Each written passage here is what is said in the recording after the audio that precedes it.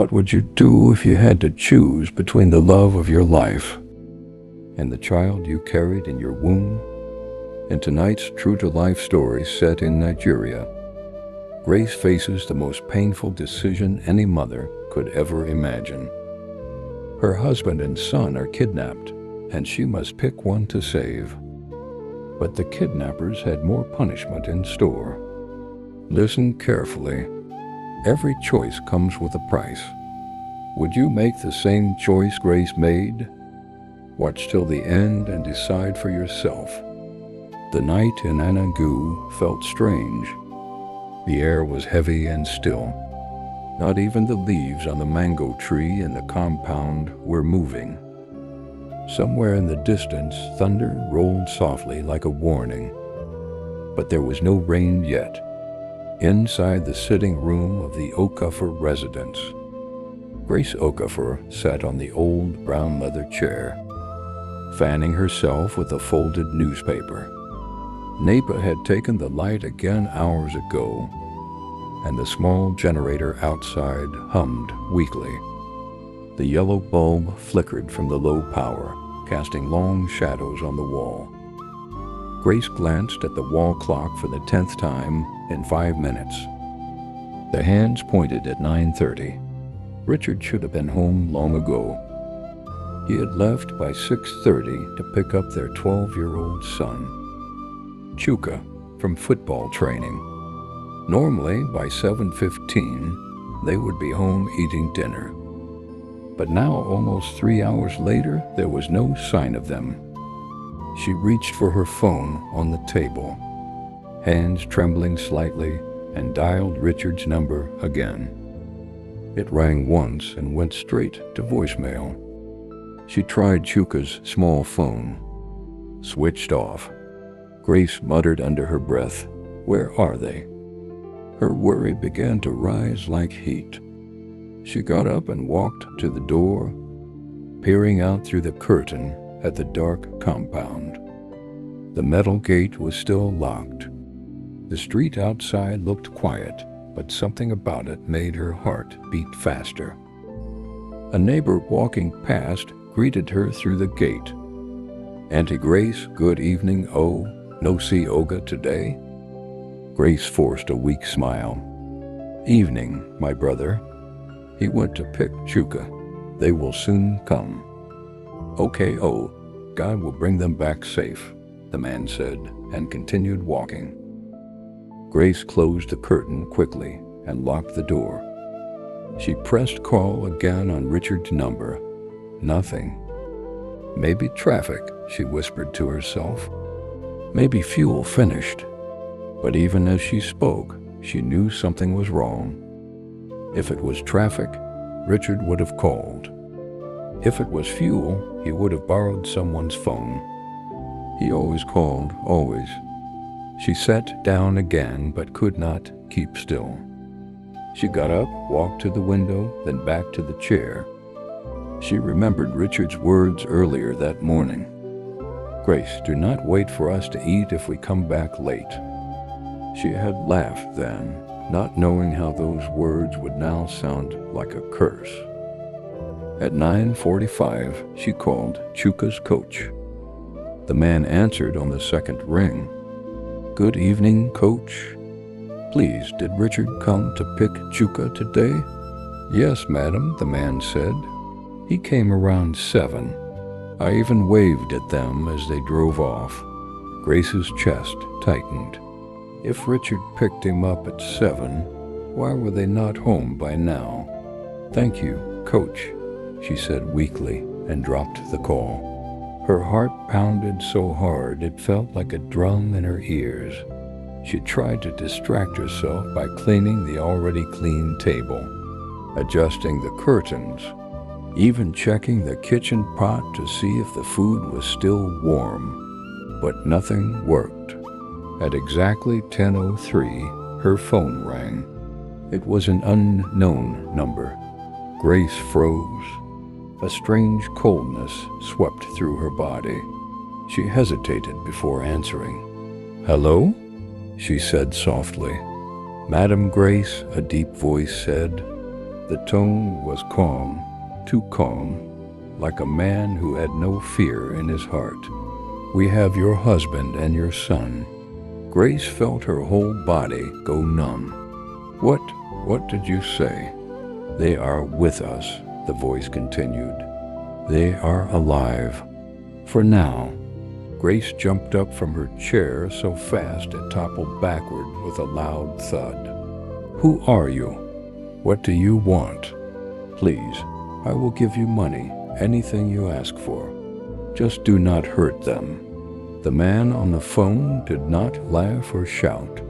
His voice remained steady, cold like ice. "We do not want your money. We want your decision." Grace's breath came in short gasps. "What decision?" "You have 1 hour to choose," the man said. "Your husband or your son. One will leave. One will die. If you refuse to choose, both of them will die." Grace clutched the edge of the table to keep from falling. "No, please do not do this. Take me instead. Take me." The voice did not change. "That is not an option. We will call you back at 11 o'clock. Make sure you have an answer." The line went dead. Grace dropped the phone and screamed. Her voice echoed through the compound, making dogs in the distance bark wildly. She fell to her knees, sobbing, her wrapper coming loose around her waist.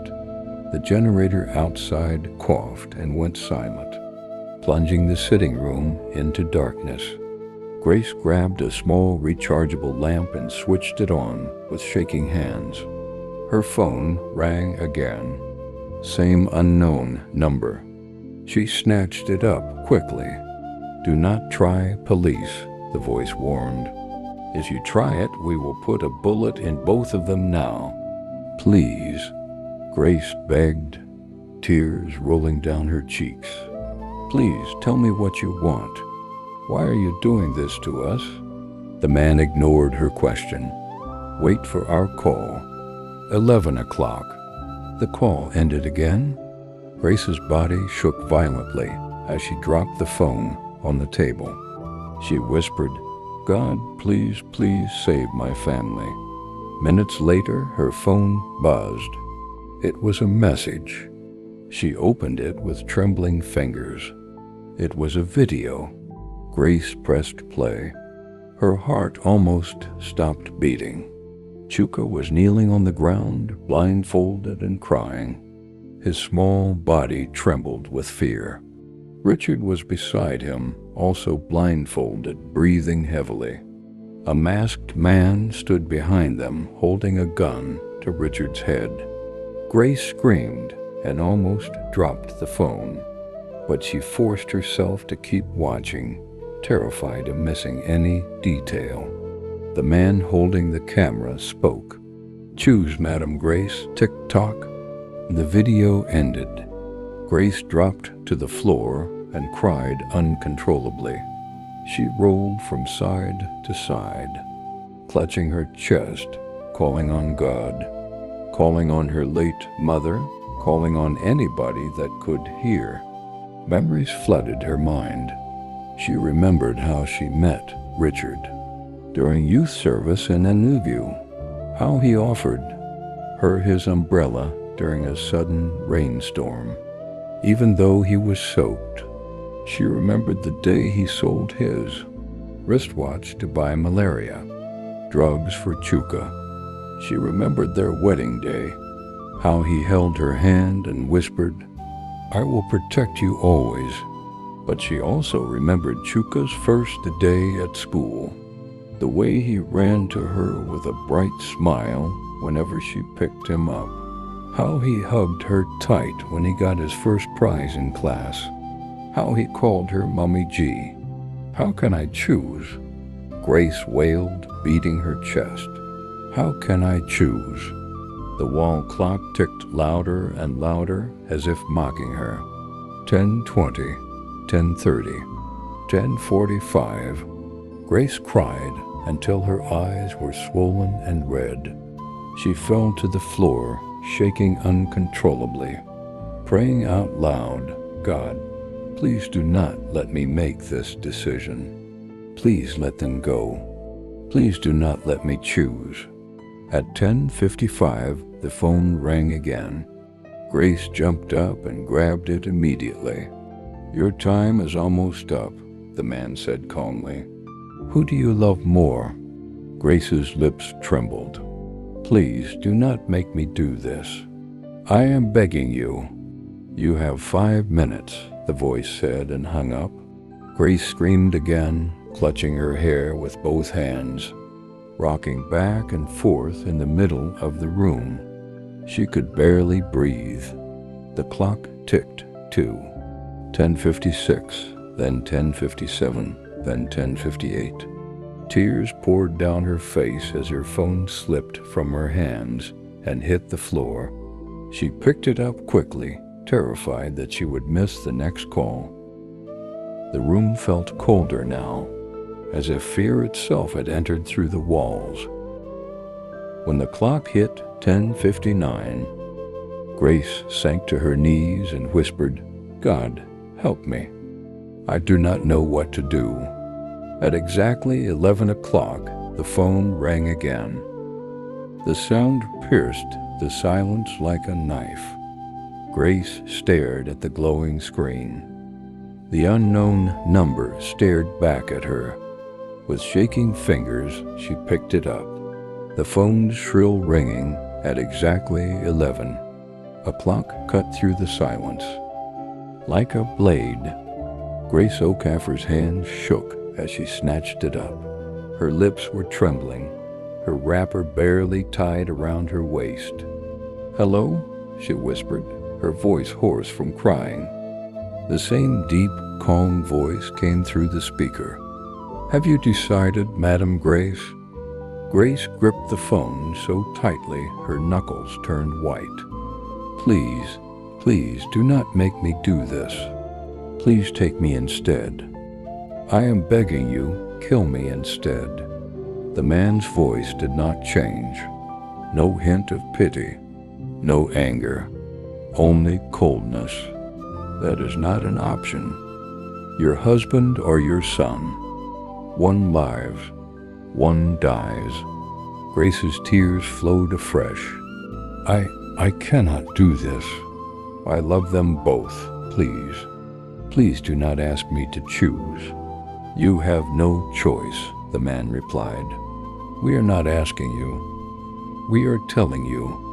Grace collapsed onto the floor, phone pressed to her ear. She sobbed into the receiver. "What did we ever do to you? Why are you doing this to my family?" The man ignored her question. "You have 5 minutes." The line went dead. Grace let out a long wail, pounding her fist on the tiled floor. She felt as if her heart was being ripped from her chest.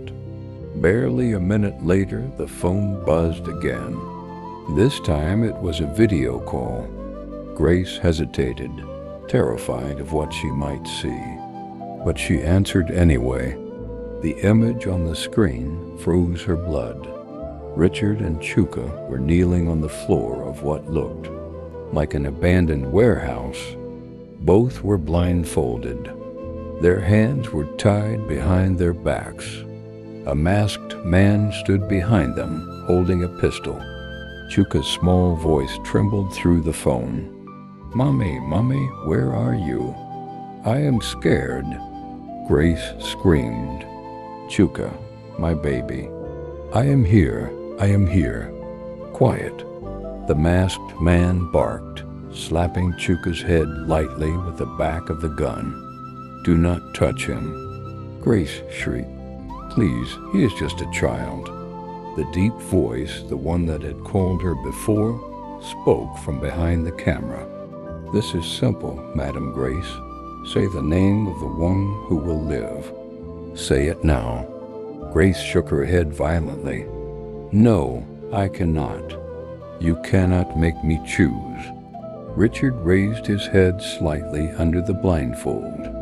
His voice was calm, though strained. "Grace, listen to me. Do not panic. Just do what they say.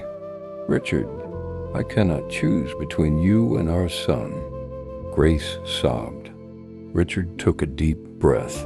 Grace, save Chuka. Please, he is just a boy. He has a whole life ahead of him. Please, choose our son. No, Grace cried.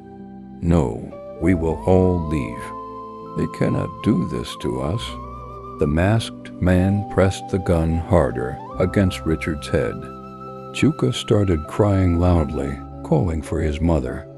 Madam Grace, the cold voice said again. You have 3 minutes. The call ended abruptly. Grace stared at the black screen, shaking all over. God, what do I do? What do I do? She whispered, rocking back and forth. The room felt like it was closing in on her. The rechargeable lamp threw long shadows on the wall that seemed to move and stretch like dark fingers.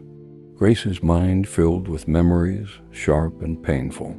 She saw Richard the first time they met during youth service in Enugu, standing under the rain with a broken umbrella, smiling as he offered her shelter. She remembered how he carried her on his back when she sprained her ankle during a CDS event. She remembered their wedding day, how he had promised to love and protect her. Then she saw Chuka's tiny face as a baby, his first steps, his first day at school. She remembered how he always held her hand when they crossed the street, how he once used his lunch money to buy her a small Mother's Day card.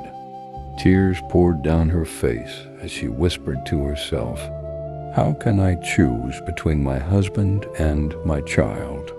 How can anyone ask me to do this? The clock ticked louder and louder. 11:03, 11:04. At exactly 11:05, the phone rang again.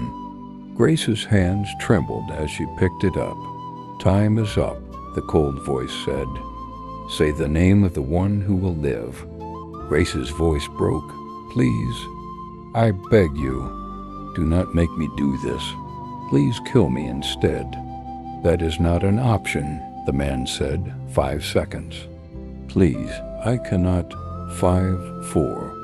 Grace's heart beat so loudly she could barely hear. 3. She gasped for breath. 2. My son. Grace screamed, save my son. Do not kill my boy. There was silence. Then, through the phone, a single gunshot rang out. Grace let out a scream that tore through the night. She dropped the phone and fell to the floor, clutching her chest. No, no, Richard, no. The cold voice returned calmly through the phone speaker. Your son will live, but you will never see him again. Grace sobbed uncontrollably, shaking from head to toe. Please, please, I want to see him. Let me see my boy. The man ignored her plea. We cannot allow you to identify us. If you go to the police, if you tell anyone what happened, it will not matter that you chose your son. We will find him and finish the job, but just to make sure, you will never see us or anyone else again. Grace froze. What? What do you mean? You will know soon, the man said suddenly. Grace heard the screech of tires outside her gate. A car door slammed. Heavy footsteps pounded towards her front door. Grace dropped the phone and backed away. No, no, no, no, she whispered. The front door burst open with a loud bang. 2 masked men rushed into the room. One grabbed Grace by the arms. She screamed and struggled, kicking and twisting, but they were too strong. Leave me alone, she cried. Where is my son? What did you do to my husband? A rough hand clamped over her mouth. Keep quiet, one man hissed. Another man pressed a dirty rag to her face. It smelled sweet and sharp. Grace tried to hold her breath, but her strength was leaving fast. The cold voice spoke again, this time from inside her own sitting room. "Sleep well, Madam Grace. When you wake up, the world will never look the same again." Grace felt her legs give way. The room spun around her. Darkness closed in. The last thing she heard was Chuka's voice echoing in her memory, crying out, "Mummy, Mummy, where are you?" Then everything went silent. The first thing Grace Okafor heard was the steady beep of a machine. Beep, beep, beep. The second thing she heard was the quiet sound of voices, muffled, soft, as if people were trying not to wake her. Grace opened her mouth to speak, but only a dry croak came out. Her lips were parched. Her body felt heavy. She tried to open her eyes. Nothing happened. Darkness, a thick, suffocating darkness. Her hands trembled as she reached for her face. Her fingers brushed against rough bandages tightly wrapped around her head, covering both eyes. Panic shot through her body like electricity. "No, no, no," Grace whispered. "What happened to me?" "Madam, you are awake," a nurse said, rushing to her bedside. "Where am I?" Grace asked, her voice breaking. "Where is my son? Where is my husband?" "Calm down, madam," the nurse said softly, holding her shoulders. "You are safe now. Please do not move too much." "I cannot see," Grace screamed, struggling to sit up. "What happened to my eyes? Where is Chuka? Where is Richard?" The nurse tried to push her back gently. "Please, lie down. The doctor will explain." Grace grabbed the nurse's arm with surprising strength. "Tell me where my son is. Tell me where Richard is." The door opened and footsteps entered the room. A man's voice, calm, deep, with the steady tone of someone who had delivered bad news many times before, spoke. "Madam Okafor, I am Dr. Nwosu. Please try to stay calm." Grace turned her head blindly towards the sound. "Doctor, what is happening to me? Why can I not see?" The doctor hesitated. You were attacked. You suffered serious injuries to your eyes. We had to stop the bleeding and cover them to protect the wounds." Grace shook her head violently. No, do not talk to me about wounds. Where is my son? Where is Richard? The doctor sighed heavily. "Madam, your husband did not survive." Grace froze. The words felt like ice stabbing into her chest. What did you say?" "Madam, I am so sorry," the doctor said quietly. "Your husband was shot. The police found his body near 9th Mile. He was gone before they could bring him here." Grace let out a scream that shook the hospital walls. She pulled at the bandages around her head, but the nurse held her hands tightly to stop her from hurting herself. No, Richard. You promised me you would always protect us. You cannot leave me like this," she cried, thrashing on the bed. The doctor raised his voice slightly, trying to be firm but gentle. "Madam, please, you must not remove the bandages. If you do, you may lose what little chance of sight you have left." Grace's voice cracked. "What about my son? Where is Chuka? Tell me they found him. Tell me he is alive." The doctor exchanged a glance with the nurse. He cleared his throat. "Madam, your son is missing. The police are still searching." Grace felt her heart break all over again. No, No, God, please no. Not my boy. Not my baby. She curled into herself on the bed, sobbing uncontrollably. Hours later, when Grace had cried herself weak, two men entered the hospital room. Their shoes clicked against the tiled floor.